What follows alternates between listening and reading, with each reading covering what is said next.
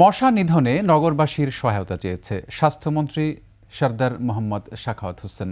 সবার সহযোগিতা ছাড়া মশার হাত থেকে রেহাই পাওয়া সম্ভব নয় বলে মন্তব্য করেছেন তিনি। আর দক্ষিণের প্রশাসক বললেন, সিটি কর্পোরেশনকে মৃত শহরে পরিণত করা হয়েছে, গতি ফিরিয়ে আনবে নির্বাচিত সরকার। ঢাকা দক্ষিণ সিটি কর্পোরেশনের মশক নিধন কার্যক্রম দেখতে গিয়ে এসব কথা বলেন তারা। আরিফুল ইসলামের সহায়তায় আকাশুজ্জামানের রিপোর্ট। কালার এক্সপার্ট ডার্ক স্যাপ এবং মাইল্ড অন হ্যান্ডস টেকনোলজি সমৃদ্ধ অরিক্স অ্যাডভান্স ডিটারজেন্ট পাউডার, আপনার লন্ড্রি এক্সপার্ট। রাজধানীতে মশার উপদ্রব চরমে। ডেঙ্গু সহ বিভিন্ন রোগের আতঙ্কের মধ্যেই মশক নিধন কার্যক্রম জোরদারের ঘোষণা দিয়েছে কর্তৃপক্ষ। সকালে রাজধানীর ধনপুর এলাকায় শুরু হয় ঢাকা দক্ষিণ সিটি কর্পোরেশনের মশক নিধন কার্যক্রম ও ঔষধের কার্যকারিতা পরীক্ষা দেখতে যান স্বাস্থ্যমন্ত্রী সরদার মোহাম্মদ সাখাওয়াত হোসেন।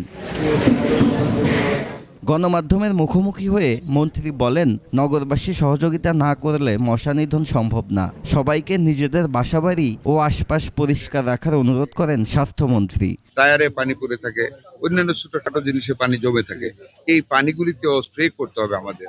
ফ্রিজের নিচে যে ট্রেটা থাকে, এটা তো পানি জমে থাকে। অনেক সময় একটা রুম ইউজ করে না, কমোড থাকে, কমোডের মধ্যে পানি আটকে থাকে।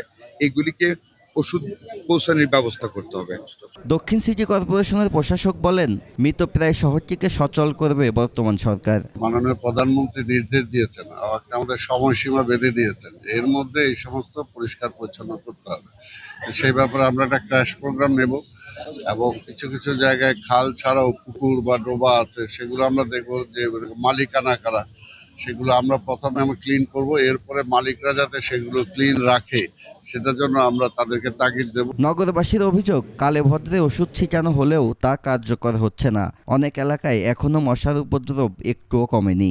ঔষধ সপ্তাহে একদিন দেখছি দেয়া যায়, প্রতি শনিবারে বিকালে ওষুধ দেওয়া যায়। ওই ওষুধ দেয়, ওই যে একটা দোয়া ওষুধ আছে না, ওইটা দেয়। মশারা বেশি মশালা রাইতে ঘুমাইতে পারি না, ঠিক আছে, যেরকম রাইতে উঠটা বইয়া থাই।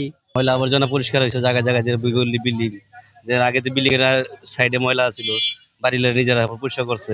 নাগরিক সচেতনতা ও নিয়মিত তদারকি জোরদারি এনে দিতে পারে কার্যকর ফলাফল, এটিই মত সংশ্লিষ্টদের।